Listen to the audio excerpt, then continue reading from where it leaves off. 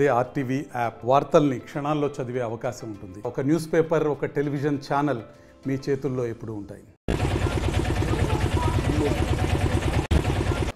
ఈ ప్రపంచంలోనే హిందూ ధర్మానికి, హిందూ మతానికి బాధ్యతగా ఉన్నటువంటి సంస్థ తిరుమల తిరుపతి దేవస్థానాలు. ఈ తిరుమల తిరుపతి దేవస్థానంలో కొన్ని నిబంధనలు ఉంటాయి. ఆ నిబంధనల మేరకే మనం పాటించుకోవాల్సిన అవసరాలు ఉన్నాయి. మొన్న గతంలో ఈ దేశానికి రాష్ట్రపతిగా చేసినటువంటి అబ్దుల్ కలాం గారు ముస్లిం మతంలో ఉన్నారు. వారు వెంకటేశ్వర స్వామిని దర్శించుకోవడానికి వస్తూ, నాకు విశ్వాసం ఉంది, దర్శించుకుంటున్నానని చెప్పి సంతకం చేసి వెంకటేశ్వర స్వామిని దర్శించుకున్నారు. అదేవిధంగా సోనియా గాంధీ గారు దేశానికి యూపీఏ చైర్పర్సన్గా ఉన్నప్పుడు వెంకటేశ్వర స్వామి దర్శనానికి వచ్చి వారు కూడా నేను దర్శించుకోవడానికి విశ్వాసంగా ఇష్టపూర్వకంగా వస్తానని చెప్పి సంతకం పెట్టొచ్చారు. గత 5 సంవత్సరాల్లో ఆనాడు ముఖ్యమంత్రిగా ఉన్న వ్యక్తి సంతకం పెట్టి వెళ్ళాలంటే ఆ రోజు ఆయన సహచర మంత్రులు కావచ్చు, ఆయనతో పాటు ఉన్నటువంటి సలహాదారులు కావచ్చు, వారి చిన్నానైనటువంటి బోర్డు చైర్మన్ గారు కావచ్చు, ఇవేమీ అవసరం లేదు ముఖ్యమంత్రికి అని చెప్పి అన్నారు. అంటే రాష్ట్రపతికి అవసరం వచ్చింది, దేశంలో యూపీఏ చైర్పర్సన్కి అవసరం వచ్చింది, కానీ ముఖ్యమంత్రికి అవసరం లేదన్నారు. ఆనాడు తను పెట్టుకున్న వ్యక్తి అర్హత లేకపోయినా ఈవో క్యాడర్లో తెచ్చుకున్న డిఫెన్స్ అకాడమీ ఇచ్చిన వ్యక్తి ఉండి ఆ కార్యక్రమంలో అర్హత లేదని నిర్ధారణ చేశారు. ఇక్కడ ఇంకొక విషయం ఏంటంటే, కుమారుడు చనిపోయినటువంటి పెద్ద కర్మ చేసిన 2వ రోజే తొలి ఏకాదశి నాడు పరిగెత్తుకుంటూ వీధుల్లోకి వచ్చారు. అంటే మత విశ్వాసాల మీద, అక్కడ జరుగుతున్న సాంప్రదాయాల పట్ల వారికి విశ్వాసం లేదు అనేదానికి అది నిరూపణ. ఇక్కడ క్రైస్తవ మతం ఉంది. క్రైస్తవ మతంలో కొన్ని సాంప్రదాయాలు ఉంటాయి. ఆ ఇప్పుడు మనం చర్చికి వెళ్ళినప్పుడు ఎవరైనా ప్రార్థన చేస్తున్నప్పుడు అక్కడ కళ్ళు మూసుకోవటమో, తల ఉంచటమో అటువంటి సాంప్రదాయాలు అక్కడ పాటిస్తారు ప్రార్థనలో జరిగేటప్పుడు. ముస్లిమ్స్ మనం మసీదుకి వెళ్ళినప్పుడు మోకాళ్ళ మీద కూర్చోవటం, టోపీ పెట్టుకో, ఇటువంటి సాంప్రదాయాలు ఆచారం, కాళ్ళు చేకడుకొని వెళ్ళటం, ఇవన్నీ కూడా అన్యమతస్తులైనా వాటిని పాటించాలి. అంతేగాని అక్కడ అందరూ ఒకలాగా కూర్చుంటే పక్కన ఇంకొకళ్ళు వాటిని పాటించకుండా కూర్చుంటే ఇది గౌరవంగా ఉండదు. ఎవరైనా ఏ దేవుడైనా ప్రార్థించే హక్కు, స్వేచ్ఛ భారతదేశంలో ఉంది. కానీ నేను వేరే మతంలో ఉన్నాను అని చెప్పుకున్నప్పుడు వేరే దేవుడి దగ్గరికి పోయేటప్పుడు వాళ్ళ సాంప్రదాయాల్ని గౌరవించాల్సిన బాధ్యత ఉంది, ఆ ఆలయాల నియమాల్ని. ఇప్పుడు జగన్మోహన్ రెడ్డి గారు ఆ రోజు ముఖ్యమంత్రిగా ఉన్నారు, ఆయన అనుచరగడం అక్కడ ఉన్నారు, ఆయన విభజనని పక్క ఉన్నారు. ఈరోజు సాంప్రదాయాలు గౌరవించమని అడుగుతున్నారు, సాంప్రదాయాలు పాటించాలని మనం సూచిస్తున్నాం. పుట్టిన వెంటనే పరిగెత్తలేదు, పొత్తిళ్ళలో నుంచి ఒక్కొక్క అడుగు పక్క పోరాటం దగ్గర నుంచి వస్తూ ఉంటాయి. 100 రోజుల్లో చాలా చేసాం మేము.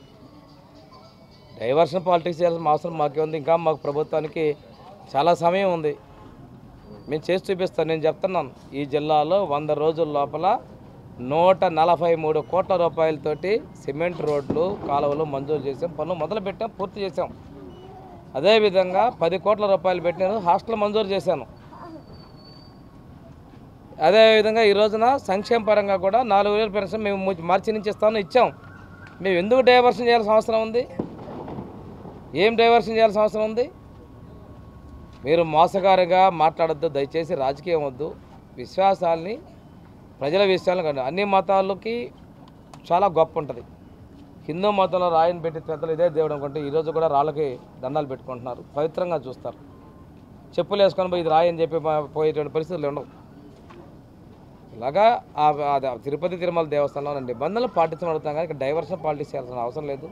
పంతానికి పోయి రేపు అన్ని చోట్ల పూజలు చేయండి అది రెచ్చగొట్టే పరిస్థితులు కాదు. చూస్తూ ఉంటే డైవర్షన్ పాలిటిక్స్ చేయాలంటే బోటుల్లో ఇసుక నుంచి ఆ బోట్లకు ఏ రంకు ఉందో వాటికి లింక్ ఎందుకు చేశారో, 5 వేసుకొచ్చి ఎందుకు కొట్టారో, కొడితే డ్యామ్ పోతే నీ కోట్లు వేసిన ప్రజలు కూడా బాగా కోరుకున్నారు. మీరు ఒక్క దాన్ని తీసుకుంటే పోయినసారి రాముడికి తల తెగిపోతే ఏముందా తెగపోతే పోతుందని చెప్పి అన్నారు. అంటే మీకు ఉన్నటువంటి విశ్వాసాలు ఆంజనేయ స్వామి చేదైతే బొమ్మదే కదా పోయిందని మాట్లాడారు. రథం తగలబడితే కోతులో ఏదో తగలబెట్టి అని చెప్పేసి మాట్లాడారు. ఒక పవిత్రత, ఇంట్లో దీపారాధన ప్రమేద అంటుకొని పటం తగలబడితే ఆ ఇంట్లో వాళ్ళు ఏదో అయిపోయింది, మాకు అరిష్టం జరిగింది బాధపడతారు. అది ఎలుకలు పడేసిన ఏ పడేసిన తర్వాత సంగతి. ఆ మండపంలో ఒక క్లాత్ అంటుకున్నా, లేకపోతే ఇంకేదైనా అంటుకున్నా, లేదా ఒలికిపోయినా సాంప్రదాయాలు గౌరవంగా పాటించేటువంటి మనోభావాలు బాగుతారు. ఇక్కడ జగన్మోహన్ రెడ్డి గారు అంటే ఆ రోజులో వ్యవస్థని బుల్డోజ్ చేశాడు, చట్టాలని తీసాడు, వ్యవస్థలు చేసుకున్నారు. అంతేగాని మేమేమి ఒకరిని ఇబ్బంది పడి సాంప్రదాయాలు గౌరవించడం మాత్రం చెప్తున్నా, ప్రజలు కోరుతున్నారు. అది అంటే ఏదైనా నీకు అన్యాయం జరిగిందంటే కొంతమంది మీ ఇంట్లో మీ తాతలు ఆ తప్పులు చేశారు, మీ అమ్మాయి తప్పు చేసిందంటే అంటారు. ఒక పిల్లవాడు తప్పు చేస్తే తల్లి పోయి అడుగుతుంది, అయ్యా నా బిడ్డ తెలుసో తెలియక తప్పు చేశాడు మన్నించండి, నా బిడ్డల మీద మీరు శిక్షించొద్దని తల్లి అడుగుతుంది.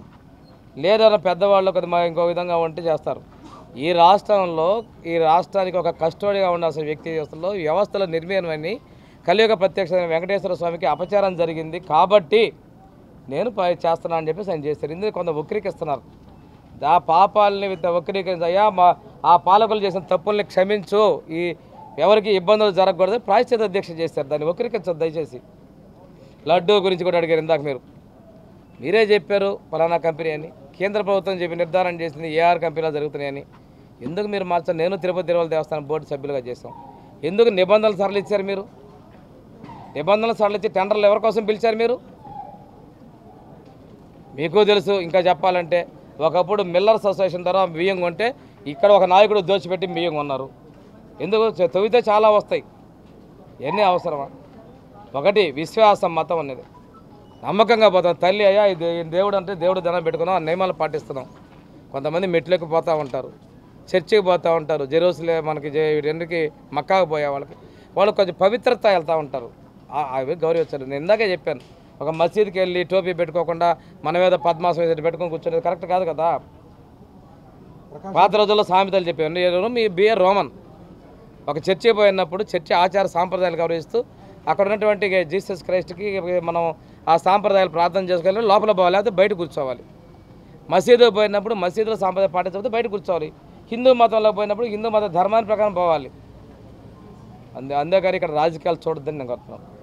మాకు ఈ రాష్ట్రంలో సుభిక్షమైన పరిపాలన ఇవ్వాలి, అభివృద్ధిని సంక్షేమం చేయాలనేటువంటి ఉద్దేశంతో కేంద్రంలో ఉన్నటువంటి నిధులు ఈ రాష్ట్ర 5 సంవత్సరాలు వెనకపోయిన పరిస్థితులు కావడం కోసం తెలుగుదేశం, జనసేన, బీజేపీ ప్రభుత్వాలు ఏకమై ఎన్డీఏ ప్రభుత్వంగా మేము వచ్చాం.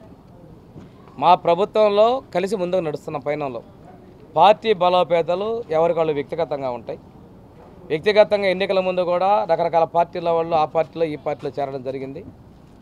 ఇక్కడ కొంతమంది గతంలో జరిగిన ఇబ్బందుల వల్ల దీన్ని వ్యతిరేకిస్తున్నారు. ఏ రాజకీయ పార్టీ వాళ్ళ అంశాలు ఉంటాయి, కానీ ప్రభుత్వ పరంగా మేమందరం కూడా ప్రభుత్వ నిర్ణయానికి కట్టుబడి ప్రభుత్వ నిర్ణయాలు ప్రజల్లో తీసుకెళ్ళడానికి కృషి చేస్తాం.